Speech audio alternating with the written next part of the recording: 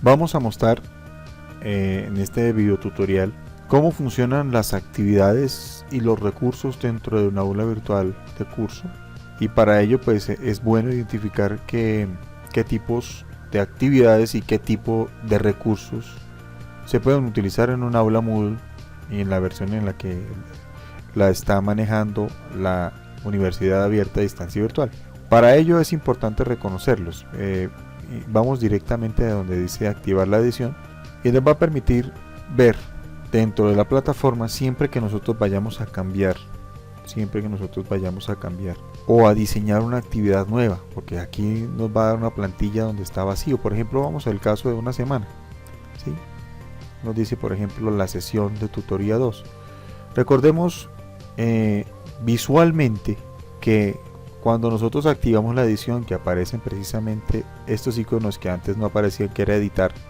Esto no le va a aparecer al estudiante, solo le va a aparecer a usted como profesor, porque tiene ese rol, precisamente el rol de profesor con permiso de edición, que se le ha dado ese rol para que usted precisamente diseñe actividades. Entonces, cada franja, fijémonos en esto, cuando dice sesión 2 empezamos acá arriba y terminamos, vamos a la sesión 3, pero la sesión 3 se pueden dar cuenta que comienza con una franja nueva, está separada por un recuadro casi muy sutil. En esta parte están 5 etiquetas, las 5 etiquetas que ya se han explicado en la sesión de tutoría en qué consiste cada una de ellas.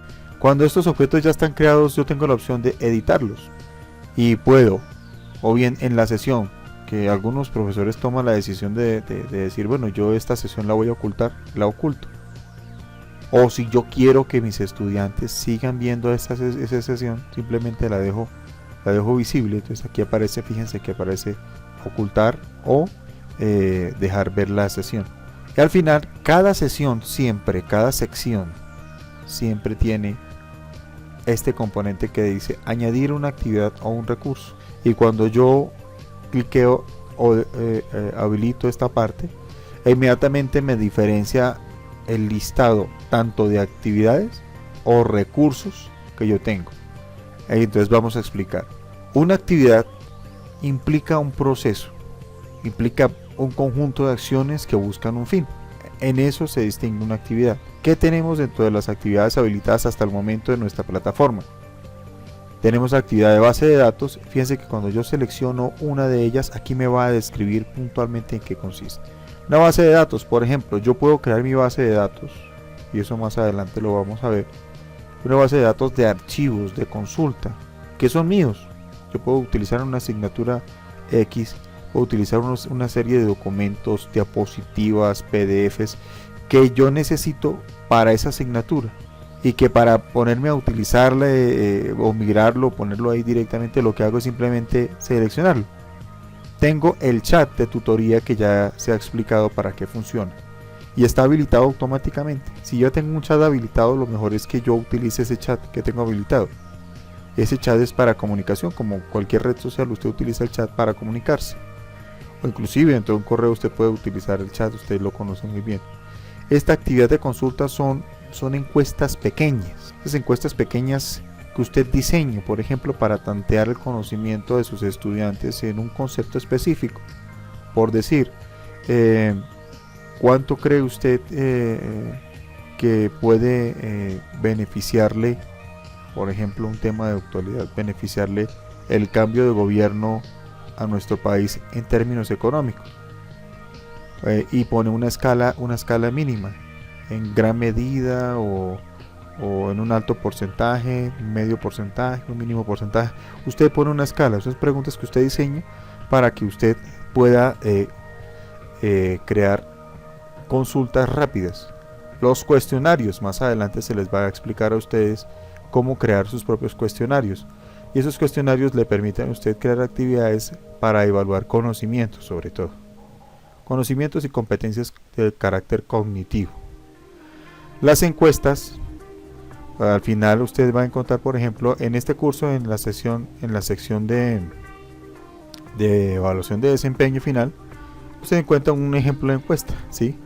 Usted puede de pronto crear una encuesta para un proceso investigativo, el que usted quiera, también se puede diseñar. encuestas predefinidas, ya son encuestas prediseñadas, pero realmente sería bueno que lo explorara usted para que revisara si realmente le parece pertinente o no. El foro, un foro se abre, y aquí le explica, un foro usted lo abre para que la gente opine sobre un tema o una actividad específica. Para eso usted abre el foro y ya obviamente se le vamos a mirar unos ejemplos de eso, algunas actividades que usamos con mayor frecuencia. Los glosarios, por ejemplo, ya hay un glosario, no hay que habilitarlo, entonces no, simplemente lo que hacemos es movilizar la actividad que tenemos de glosario. Herramientas externas que usted las vincula, por ejemplo, aquí le dan unos listados de tipos de actividades que usted puede alojar dentro de la plataforma que pueden funcionar o interoperar con nuestra plataforma, y ahí también se le da unas opciones para que usted las busque, y aquí le dice, en esta parte le dicen las instrucciones para que usted pueda hacer el diseño o el uso de estos recursos externos. La lección, ya puntualmente también le mostraremos cómo funciona una lección como contenido o como un clúster, es decir, como paquetes de preguntas o actividades internas para que usted desarrolle procesos complejos con sus estudiantes. Estos paquetes SCORM, pues para la gente que maneja sobre todo diseño de actividades en otros productos de unidades de empaquetamiento de contenidos, por ejemplo Excel Learning, CourseLab, que son libres, o también licenciados, ya dependiendo también de que esas licencias realmente usted las haya conseguido. Aparecen los talleres, que son actividades también de tipo colectivo, colaborativo, en que interactúan tanto usted como los estudiantes, y está programado precisamente para unas entregas específicas, tiene unos procesos complejos. Las tareas, que más que todo se caracteriza por el carga y subida de cualquier tipo de archivos, ya sea en formato de editor de textos como Word, o de diapositivas como el conocido PowerPoint, ¿cierto? O por ejemplo las tablas de Excel. Y las wikis, que son actividades colaborativas. Simplemente vamos a mirar algunos ejemplos ahorita. Aquí nos va a decir, por ejemplo, finalmente los recursos. Los recursos son escenarios planos, ¿sí? En los que yo puedo cargar archivos, en los que yo puedo cargar información. Simplemente de ahí con ello se puede hacer una actividad, sí, claro. Pero el objeto de los recursos es permitir escenarios para que se desarrollen actividades. No obliga a desarrollar actividades. Ahí yo puedo diseñar o puedo reorientar hacia una actividad. Y aquí aparecen simplemente la descripción de los archivos. Aquí, por ejemplo, yo subo un archivo cualquiera, en cualquiera de los formatos que ya he mencionado. Puedo crear una carpeta con varios archivos. Ustedes van a ver a continuación cómo funciona, por ejemplo, la carpeta. Las etiquetas, que son de carácter meramente informativo, ya miraremos cuáles son las etiquetas. El libro, también hablaremos del recurso del libro. La página, que ya hay varios ejemplos ahí. Y paquetes de contenidos o URL, paquetes de contenidos también podemos subir. Miremos que arriba hay un paquete SCORM de contenidos, que son paquetes IMS, que están comprimidos o que se pueden subir de manera comprimida, pero eso ya es para un nivel un poquito más avanzado, cuando estemos tratando el tema, ojalá en el plan de formación estemos tratando el tema de lo que tiene que ver con alfabetización tecnológica y las URL.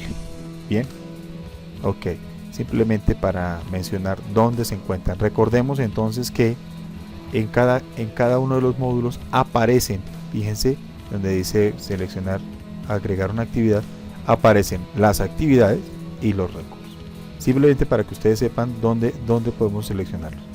Muy bien, para información nuestra buscamos, dice para poder identificar qué tenemos nosotros entre actividades y recursos.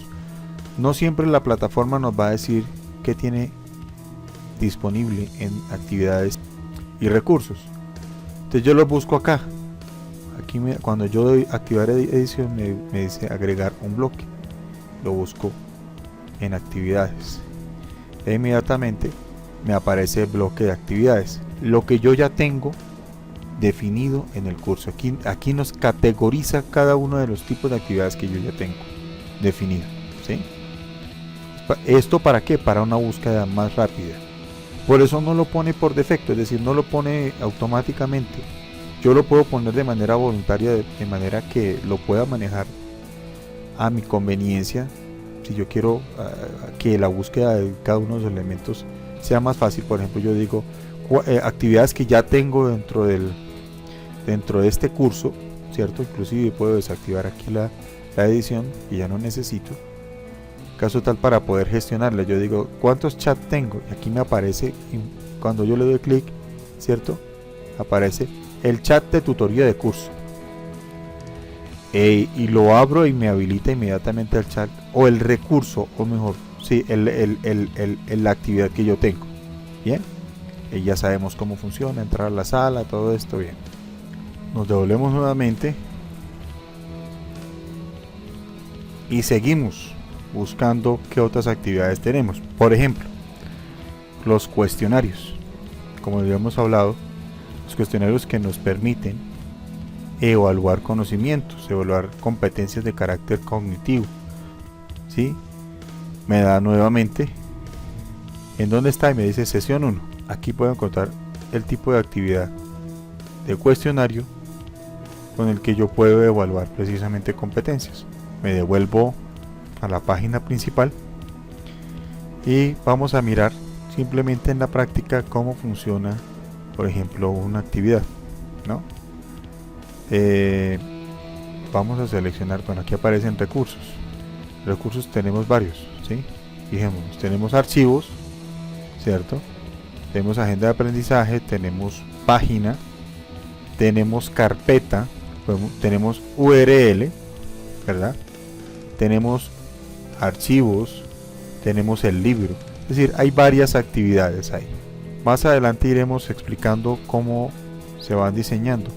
Vamos a simplemente mencionar una, que es la de página, que es una de las más comunes. La de página se utiliza de carácter informativo, que es una de estas, por ejemplo. Miramos en la sesión, nos va a aparecer simplemente de manera plana esto. Cuando hablamos de página es de carácter informativo. Este recurso de página me permite acceder a un objeto de aprendizaje prediseñado. En este caso, pues yo he seleccionado un objeto ya creado, y en esto hay que ser muy claros, nosotros no tenemos que crear objetos de aprendizaje, lo que tenemos que hacer es simplemente reutilizarlos. Entonces, para finalizar, lo que hacemos nosotros es simplemente identificar cuáles son las actividades, los recursos para poderlos utilizar. En un siguiente video tutorial estaremos hablando de cómo diseñar cada uno de estos tipos de actividades y recursos.